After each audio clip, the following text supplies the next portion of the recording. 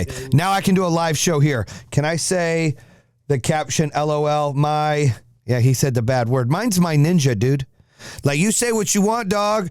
I ain't got that pass, homie. I mean, my wife might have that pass. She's got like 5%, but I ain't got that pass, dude. I got no percent. But ninja is because Zara here is a 4th degree fucking black belt ninja. And so this is me right here talking about my ninja. She's badass, dude. She's porcelain. She's a fucking gangster, dude. It could have been gangster, but people could have taken that GAN spot A. It could have been like fucking Gaffa or something. I don't know. Ninja. How did you even get that out of that, though? When I wrote my ninja, I was clearly only thinking about karate kicks and ninjas. George, what were you thinking? I'm not even thinking that way. What kind of music do you listen to, George?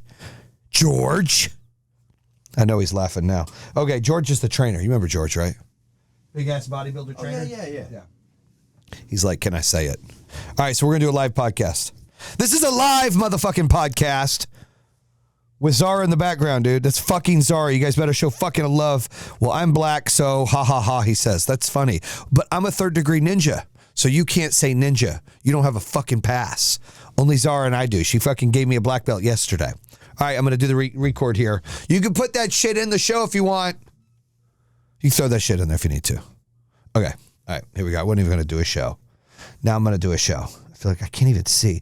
Love aliens, karate kicks, and ninjas, dude. Who fucking doesn't love aliens, karate kicks, and ninjas, right? I mean, I feel like, I do my BAM kick. Doesn't that qualify me to be a ninja? All right, here we go. Bam! Jayson Waller Unleashed here. That's right. The baddest, the fucking coolest, the fucking dopest, the high chart flying, elbow crashing, whip your mama's ass sideways twice till fucking Tuesdays podcast, climbing the charts, Unleashed. That's right. Unleashed with Jayson Waller. I've got my ninja right here, the alien, Zara. She's a 14th degree black belt in jiu-jitsu, taekwondo, and beat the fuck out of you. Okay, so she knows all the stuff. So we are here. We are going to talk about this past week at the BAMFAM preview in Friday in Boca, which was really cool. We had some awesome people there. My boy White Boy Rick out there. Shout out to him. If you haven't seen the movie White Boy Rick, you got to check it out. Rick Wershey Jr., a dear friend of mine, was there at the show. It was fantastic. I got to see a bunch of old people I haven't seen in like 15 years that opened up alarm companies I used to compete with. And we used to go to Mexico to these events, these alarm events. And I remember when I was opening up, what up, Kelly? Kelly's on. And I remember when I opened up I was getting ready to open up the solar business, and I was still in the alarm business. And these guys, and a lot of these fucking clowns out there were like, oh, solar's stupid. Why would you do that? And then all of them got into solar. But a couple of them came out, and those were my guys. Those were guys I helped out when they opened the solar company. So it was good to have them out there in Boca Raton. Kelly Siegel, who just jumped on the live, also was in Boca Raton to come see us. It was fantastic. It was a great show. It was a great event. It was quick. It was easy. We got to show the premiere of what the show is going to be about, really telling the story of the Genifraud story, about everything that happened with Generac, what happened to those consumers, how it emotionally drained myself, my family, financially drained us. Also, what happened to our customers, what's going to happen to the customers is an ongoing story, which we're all concerned about. Thank you, man. Appreciate it, Kelly. Also, what's happened to our ex-employees and how that went down and how we feel bad for them. It was really, really, really, really tough. Like it was a dark time for us that we had to get through, and it was hard, and it was very emotional and vulnerable on the show. And then, there's some goods in the show and some funnies in the show. The wife and the kids making fun of me like they do, clowning on me, because I like to be a peacock narcissist. I like to, think let's talk about this. Yay. I own that. And my bipolar kicks in sometimes. I'm hot, cold, up and down, left and right. And I own that as well. And so we talk about a lot about that in the show, and it was good. But what's really cool is the Amazon team and the producers told us, a few weeks ago, we knew about it, that we are going to not just have a 3-show pilot, which was the original plan, but we will have 6 to 8 official episodes that'll be launched on Amazon Prime later this year, all at once, streaming for you to be able to have rather than just a pilot. So that is a success. That's a home run. Bad news is we got to push back the launch. We don't get with streaming. They don't go, hey, Your stuff comes out February 2nd. Like, that's with network TV because they plan it with commercials and who's watching it broadcast. That's different. When you're doing streaming, you just don't know. And then, boom, you pull up on a fucking Wednesday or something, and it's like, holy shit, this new show's out. So that's how it works with streaming. And our deals with Amazon Prime. So that will be coming soon. And obviously, you'll see it on the tile will be on there in the front. It'll be one of their newer shows when it comes out later this year. Because we're recording late, early and mid-spring, I got to think as long as it took them to do this, it ain't going to be ready till end of third quarter. I mean, that's just my opinion. But what do I know, right? They're just saying, hey, we're going to push for the launch this year. So that's the goal. So more filming's coming, which means more of the story, because the story and the journey is not over. What happened to those consumers? What happened to our family? What happened to the businesses I'm involved with now? Where are we going for that? What's happening with me and my kids and my wife? What are we doing? You sold your Lambo. Yeah. You're selling your house. You're moving. Yeah. Like a lot of things going on. You open a new business. Yeah. Like all these dynamics that will be in the show that we're going to be recording. That's really exciting. As well as the podcast. Podcast is exploding, talking about aliens all the time. I love talking about aliens, but I've got some really cool-ass, big-ass guests coming on soon. So working Savannah Chrisley from, the Chrisleys. They, her parents went to prison. I'm going on her show, and she's coming on mine, so we're working on that. I've got Master P coming back on. I've got Will Johnson from the Michigan Wolverines coming on. I've got Calvin Johnson coming on for a second time. I've got, who else? There's a handful of other people. We had Jelly Roll booked. He won the damn awards, and he's been busy, so we're trying to get him back scheduled. But we've got some big names coming on, and then I'm trying to get on some big shows as well to push BAMFAM, the reality show coming out. Also push my new Unleashed podcast. So super excited about that. One other thing, I've got, some bumps in the road in life. Life takes us on journeys. Master P's interview was the bomb. I appreciate that. He's coming back on because he's had so much success with his cereal, and he's got like Snoop and other partners now. So he's supposed to come on. Percy is his name. He's supposed to come on here soon as well. We've got some cool guys coming on, ladies, and it's I'm super excited. How we're going to do with the show, what we're going to do with it, and where it's going. And so I'm jacked about that. I am speaking this coming weekend in Orlando. So I got to fly out there for a day, fly in late Friday night, and I speak at the Pod Fest, which is the 10th Pod Fest with all the top podcasters will be there. I'm on a panel in the morning to talk about podcasting, to meet with other top podcasters, and then we will do a where I'm speaking. So it's going to be a great time. It's going to be quick and easy and fast. A lot of information there that you can learn. And if you're into podcasting or you're wanting to get into podcasting, or you want to meet other podcasters, I'd definitely go check it out. It's in Orlando. It's the 10th one. I went to one a couple of years ago. It was pretty good. And then they invited me to speak at this one. So super jacked about that and honored. What else we've got going on? The Detroit Lions, motherfuckers won. And they bowdy bout it. Out from my boy Master P. They bowdy bout it. That's what they are. They are here to get shit done. So, fuck the Bucks, fuck the Cowboys, fuck the Packers, fuck the Rams. The Lions are there. They're taking on the Niners. They've got a legitimate shot to beat that ass. I don't know if they're going to do it. I mean, I feel pretty good about it. I think they've got a great shot. We will see. But I will tell you, Lions may go to the Super Bowl. If they go to the Super Bowl, I'm going to find a way to make that happen to go to the Super Bowl. Because I got to see the Lions in the Super Bowl. Like, that's just going to be holy shit. So we will see what happens. I don't know if they're going to go, but if they go, I'm in. We were at the game 2 weeks ago, and me and my son got to hang out and be there with all those, the players, and the win that we had, our first playoff game in 32 years. It was amazing, right? It was so amazing. We got to do things with meet Brian Branch, Jahmyr Gibbs, Sam Laporta. He got to get pictures and hang out and see golf. I mean, such a fucking blessed ordeal that we got to do. Lions beat the Bucks, and I remember Barry Sanders. That's right. Barry Sanders was the shit. So another thing I want to talk about is, I always talk about these battles and blessings, but when I was spending time with these folks that I haven't seen in a long time, and we were doing some lunches and dinners and stuff, we were talking about, the struggle and how it gets dark and how depression really kicks in. And how do you deal with that? And, to your family when you're struggling or you're depressed, if you're a man, or sometimes if you're the woman, if you're the leader of your family and you're a woman, How do you tolerate? How do you deal with depression? How do you tell your family what's going on without stressing your family out and breaking the leadership? Because without leadership, it's chaos. So your family looks to you to be the leader. If you're the leader in your family, then how would you manage that? And that's kind of what we talk about navigating. And it is hard. Like, I will tell you that it's fucking hard as hell. It's so fucking hard because I have to put a smile on like a fucking clown, and I have to pretend like everything's fucking okay every day, and I have to fucking just be positive so my kids see positivity. I have to be positive so my wife, who's got major anxiety about her own shit, which is fine, she's supposed to not be stressed out about my shit, and I have to be able to fucking contain it and suppress it all down. And then come to work, and then I've got to fucking be positive at work while I'm building a company, or I'm coaching people, or I'm doing a podcast.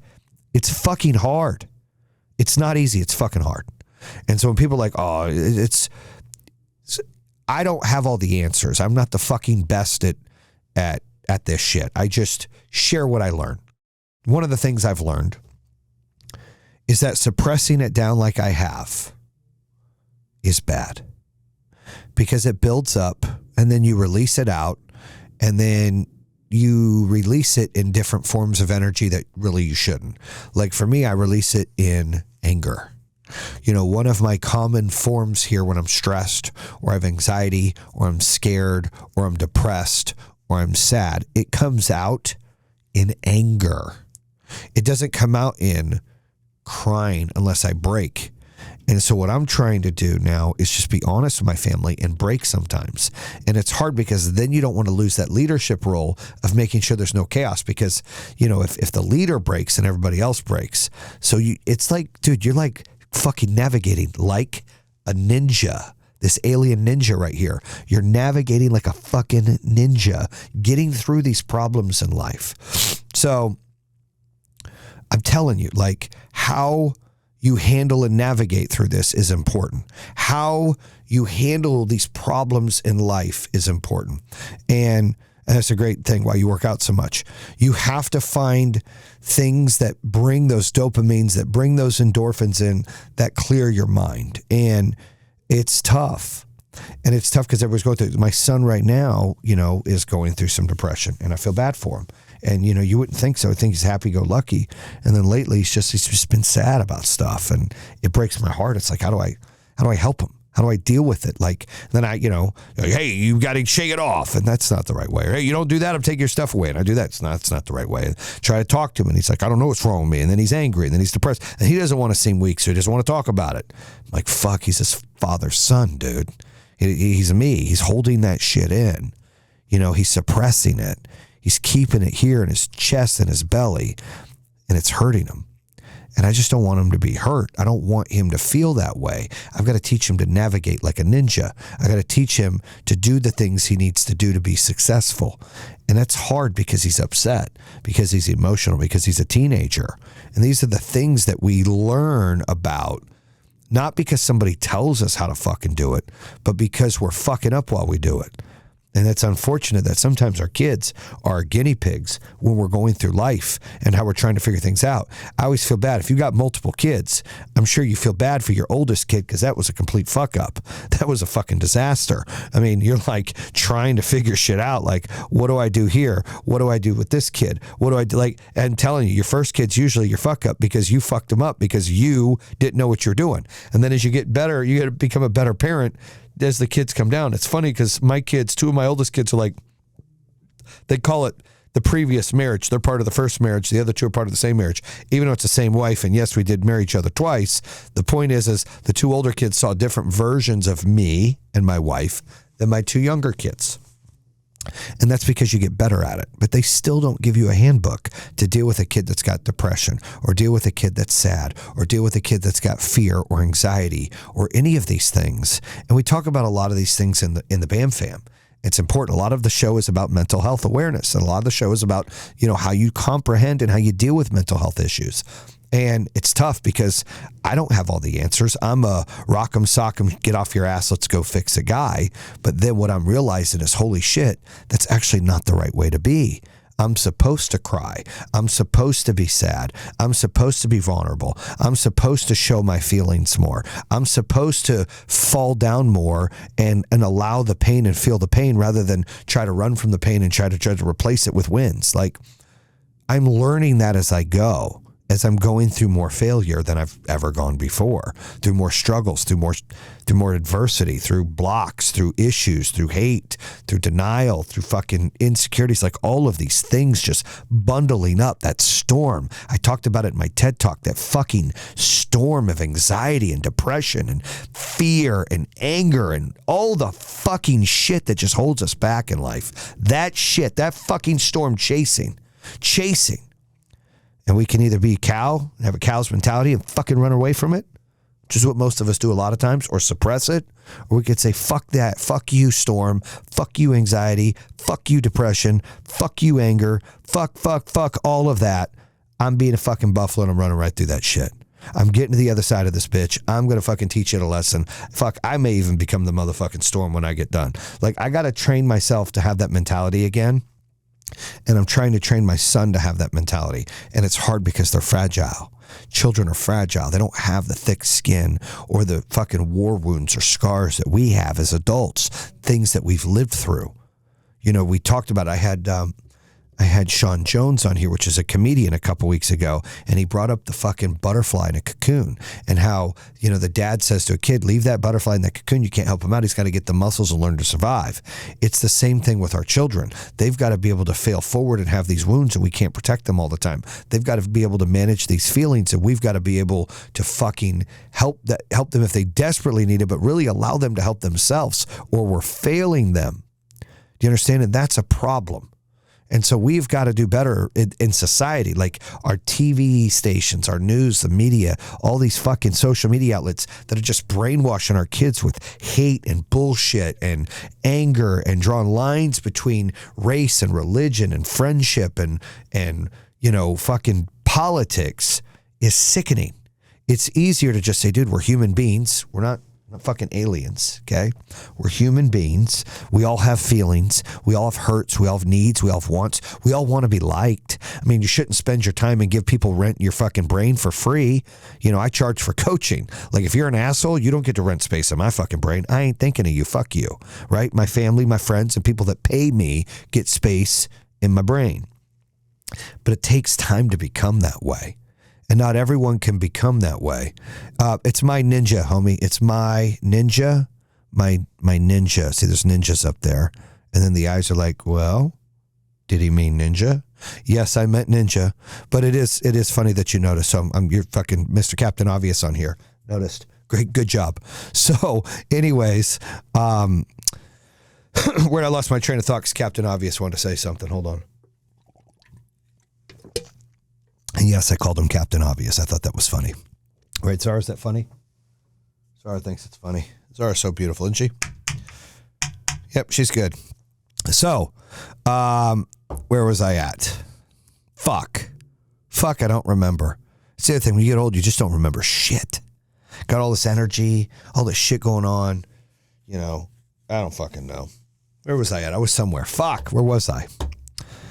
Ever happened to you? You're in the middle of something, fucking some asshole, fucking shitwad says something, and you're like, fuck, where was I? Damn it.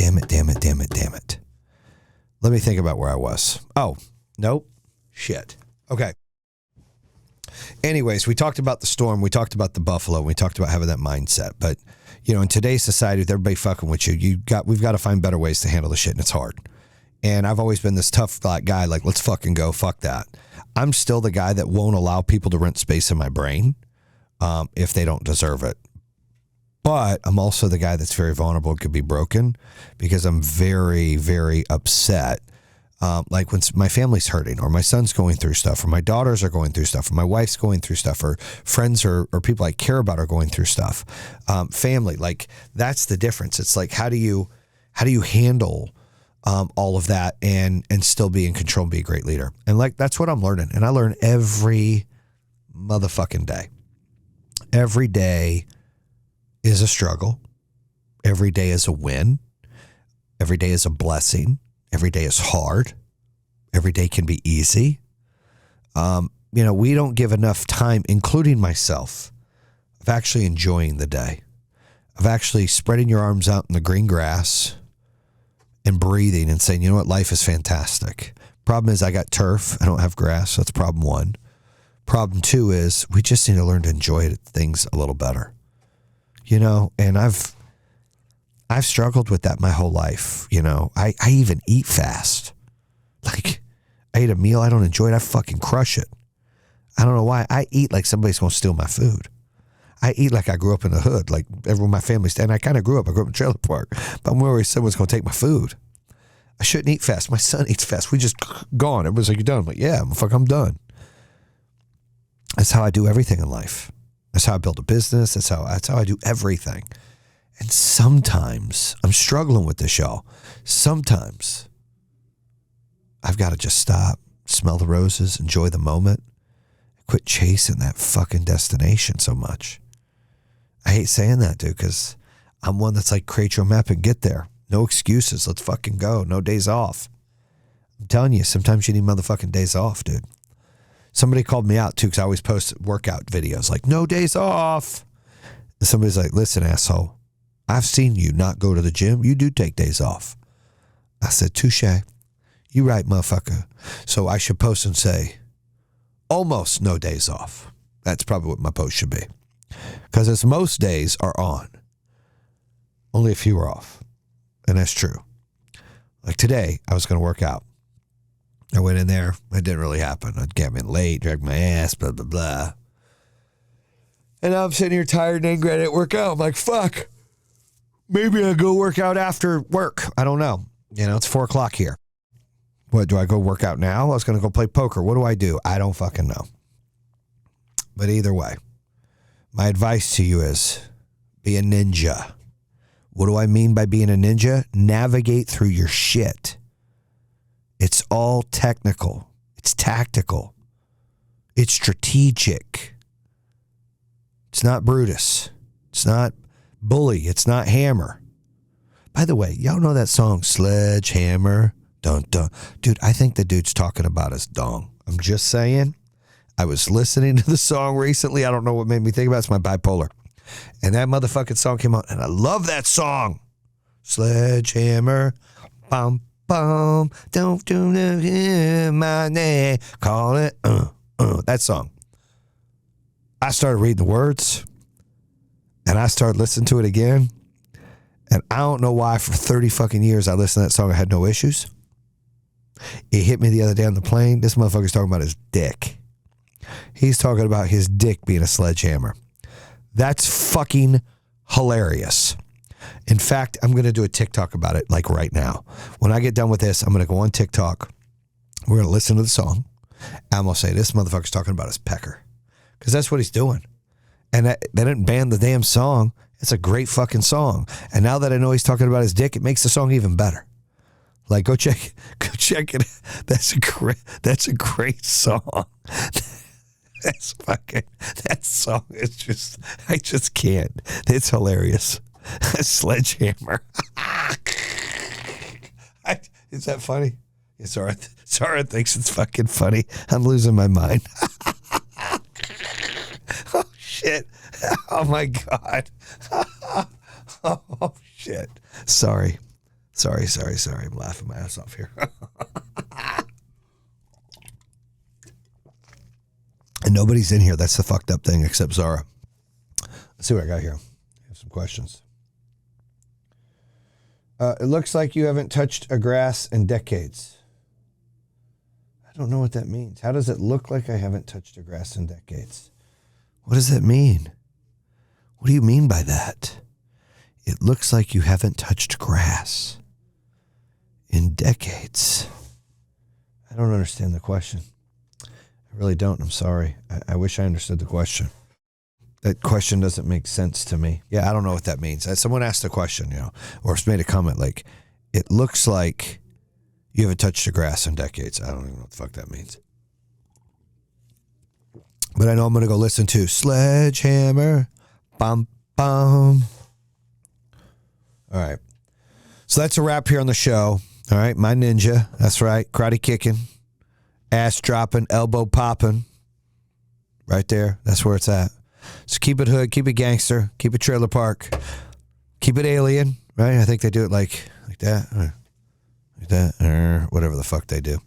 And make sure you check out the podcast. You check everything out on YouTube as well. Bam!